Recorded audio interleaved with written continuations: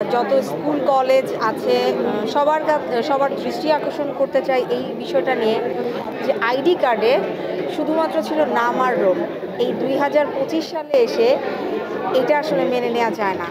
আমি যখন ছোট ছিলাম আমার মনে পড়ে আমার আইডি কার্ডে আমার নাম, রোল নাম্বার এবং আমার ব্লাড গ্রুপ এবং আমার বাড়ির অ্যাড্রেস ছিল।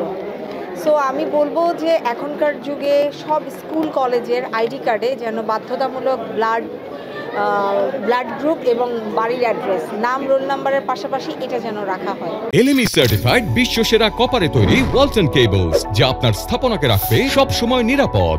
না, আমি বরাবরই খুবই দুঃসাহসী।